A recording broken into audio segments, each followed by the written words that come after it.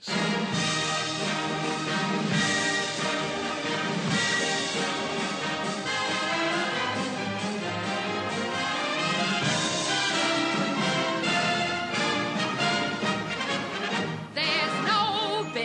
Like show business, like no business I know. Everything about it is appealing. Everything the traffic will allow. My next guest, John Jackson, is a multi-skilled performer, from opera singer to cabaret artist to, the ability to mimic specific accents and a multitude of voice types too. He's moved from Queensland down to Melbourne some decades ago. He set out working backstage for the Melbourne Theatre Company, but it wasn't long before he had taken to the lights, and they were firmly on him. John Jackson is bringing the Ethel Merman story to Chapel Off Chapel as part of the Melbourne Cabaret Festival later this month, and he joins me online right now. John, so nice to have you with us. Thanks, Leigh. Happy to be here. Yeah, nice to have you here, pal. Tell me how Ethel Merman came about, the show. Well, about 25 years ago, I introduced her in a little sketch I did in a show in Sydney, and everybody loved the little bit. I just sang a little bit of it, of There's No Business Like Show Business. And I always do a little bit of various voices in my shows. And just, recently, I did a show called The Bugle Boys. And one day I was mucking around and I sang my part a bit like Ethel Merman. Did you? Yeah. The musical director said, "Hey, you sound just like her. You should do an Ethel Merman show." We're sort of laughing about it, and I thought I should give it a go. And so the rest I did it, and now I'm wondering why I did. It's a big undertaking. Is it really? Yeah. It's a massive amount of material. She had so many hit shows. She's incredibly lucky that every one of the 14 Broadway shows she was in was a hit. And with it came all the wonderful songs that were written for her. Tell us about some of those shows she was in. She was in, her first one was Girl Crazy, yep, which was written actually for Ginger Rogers by George Gershwin, but she was so amazing that her part got bigger and bigger and Ginger's got smaller and smaller, and she sort of became a star at 21 in 1930, and then Panama Hattie, For the Boys, Annie Get Your Gun. Oh, of course, yeah. What's another one? Call Me Madam. Yes, another great show, yeah. And the songs, you're featuring songs from each one of these musicals then? Yes, we're doing a song from at least one. Some of them, for example, like Gypsy, there's so many good songs in them that and they help tell her story. Yes. And it really was the best one, I think, that she did. I think that and Annie Get Your Gun have got some of the best songs ever. And there are so many songs that she did. We're using 30 songs in the show, although we do have to use medleys because there isn't enough time in the hour to do them all. That's a huge undertaking, though, 30 songs, isn't it? Oh, yes. That's huge. The most I've ever learned for a show is 22. Wow. But I've didn't have to do it in an hour, Leigh. So John, when you learn these, what do you do? Do you go around the house with your headphones on singing to songs? How do you do it? Well, I'm one of those people who learns by rote. Right. So I write them out. I learn, I study the tune, of course, but in order to remember the lyrics, I can remember lists. So I write them out like lists. So I have those, exercise books all over the house. Have you really? And I write them down. If I can write it down, then I remember it. You can sing it. Yeah, goodness. Yeah. That's fantastic. The hardest one of all was Rose's Turn from Gypsy, which has about 5 sections to it, and that did take me weeks to learn. Goodness gracious. And there's going to be a show with Scene just to see how you did it all. Tell us about a little bit about yourself with these voices you're able to do and the mimics you can do.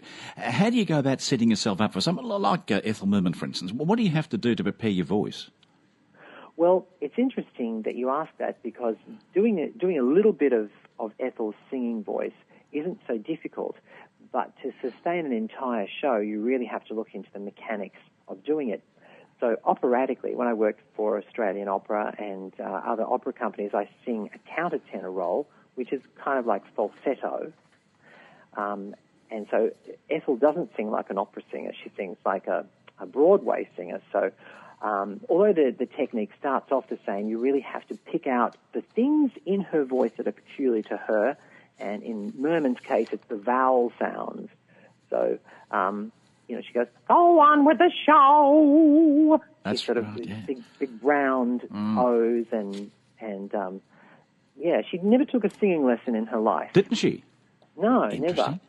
But she had a very good singing technique that lasted her whole life. So I actually something in it. I love her voice. I think it's just sensational. There's something about it.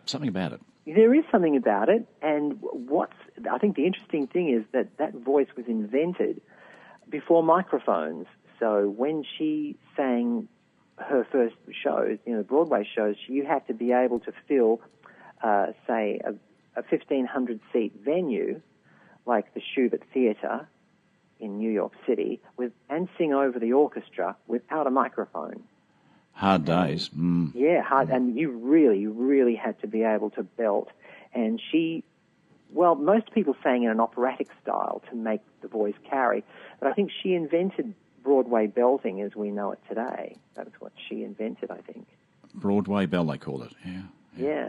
Well, see, the people used to say, never write a bad lyric for Merman, because they're going to hear it in the back row. Yes, and true. So true. How do you differentiate all of the various voices you're able to do? Oh, I don't know. I can hear them. I can't do everybody. I think I started off, I think Ethel Merman was one of my first ones. Even as a kid, I got a record. On one side was Mae West, and on the other side was Ethel Merman, and I started off with Mae West. And, Did you? She started talking like that, And so when you're a kid, I was a bit of a show-off. Yes. So I used to do that, and I used to do W.C. Fields, "Oh, my little chickadee." So I used to do them talking to each other, and then Eartha Kitt, I started listening to Eartha Kitt and got the sort of the growl going, and then, you develop it into Very a singing good voice. And Johnny Cash. I love doing Johnny Cash. Go on, give us a bit of Johnny Cash. Okay, love is a burning thing, and it makes I can't even remember the word. And it makes a fiery ring. A fiery ring, yeah. Bound by wild desire, I fell into a ring of fire. And so then I would do, in the next part of the show, I would sing an aria by Maria Callas, and then do an Ethel Merman number, Cleo Laine. I like doing Cleo Laine. Yeah. But of course I can't do everything Cleo Laine does, but... It's a great ability, John, that you have. Wonderful ability. I think you also have to have a great desire to do it, because it takes a lot of playing around with, because you have to sing it, and you say to yourself, "Oh, that wasn't quite right." But even in putting this show together, I have to change some of the keys up a little bit so I sound more like her. So when you're singing Ethel Merman, do we see you on stage dressed as Ethel Merman, or is it simply just you're channeling the sound? Yes, this time I'm fully Ethel Merman. You are, okay. I am, yeah. So that's something I haven't You haven't done that before, have you? No. No, except Bugle Boys. I had to. It was a show about three guys who did an Andrews Sisters act, and so we had to dress as women for that. But I'd never done drag before. Mm-hmm. And then after I did that, I thought, it's not such a big deal. It wasn't such a big deal. It was amazing because you're so heavily disguised. No, you can do anything you like. Nobody knows it's you. And I thought, I could do this again. Yeah. Because I thought it wasn't that hard. You become the character, don't you? Yeah, you totally... I couldn't believe it. For the photo shoot that we did for this show, I hadn't really thought much about, acting the part yet, because we did the photo shoot months ago. And so once I put the dress and the wig and the makeup on and everything, and looked at myself in the mirror, I went, "Oh, my God." I thought I looked like her. Well, I saw that photo, but I thought that may have just been for publicity, and perhaps you wouldn't be dressing for the occasion. I spoke to Margaret about this too, and she wasn't sure. But you are, so that's great. We're going to see Ethel Merman live and there. In person. In person. In person.